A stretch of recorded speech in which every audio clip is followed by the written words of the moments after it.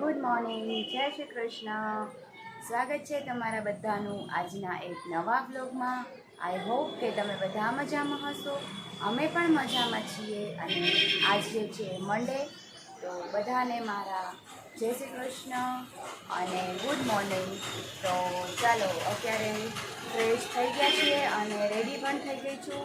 અને પિન્ટુ ફ્રેશ થવા માટે ગયો છે. અને આજે અત્યારે અમારે જવાનો છે હોસ્પિટલ. પિન્ટુના કીમો અને રેડિયેશન સ્ટાર્ટ કરવાના છે એના માટે. તો રેડી થઈ જાય એટલે હોસ્પિટલ જઈએ છીએ. નાસ્તો અને બધું થઈ ગયું છે. અને હું અત્યારે અહીંયા જુઓ કપડાં સૂકવું છું, ત્યાં સુધીમાં એ નાહી લે. અને અત્યારે તુલસીજીને ને બધાને પાણી અપાઈ ગયું છે, તો હું જુવારાને પાણી આપી દઉં થોડુંક પાછું, કારણ કે ઉનાળો છે. સરસ જુવારા ગ્રો થવા માંડ્યા છે આપણા. તો ચાલો હવે પિન્ટુ નાહી લે એટલે આપણે હોસ્પિટલ માટે નીકળીશું. હવે જઈએ છીએ હોસ્પિટલ. કાનું રેડી નીકળી ગયા છે ને આવી ગયું છે નર્મદેશ્વર મહાદેવનું મંદિર. મહાદેવ હર.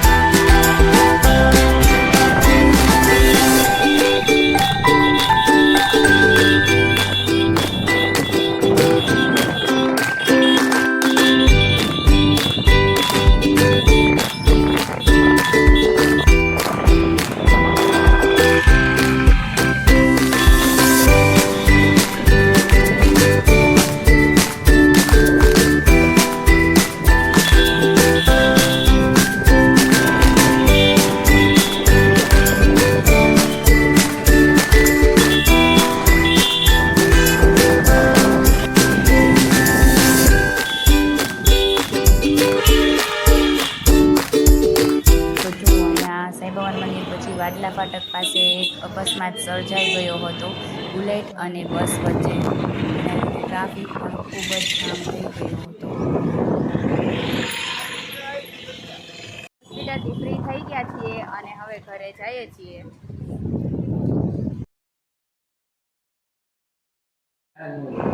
ચાલો હવે આપણે રિટર્ન થઈ ગયા છીએ.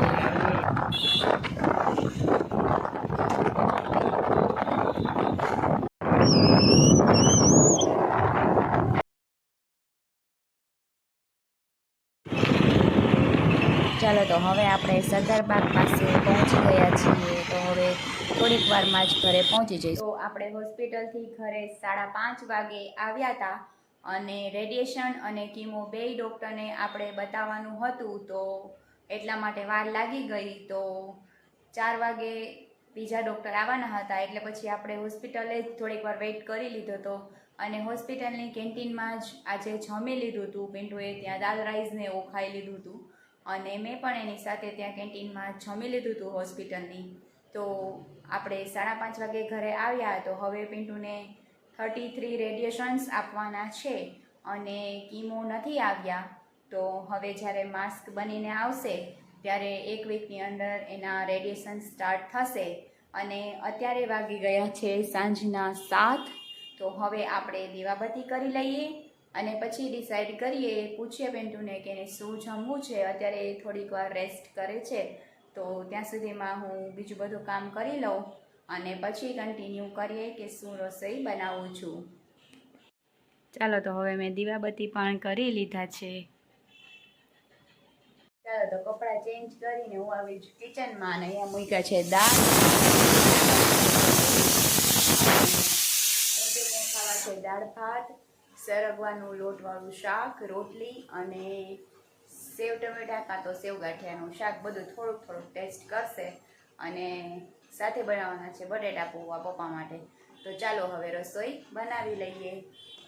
પિન્ટુની થાળી રેડી છે.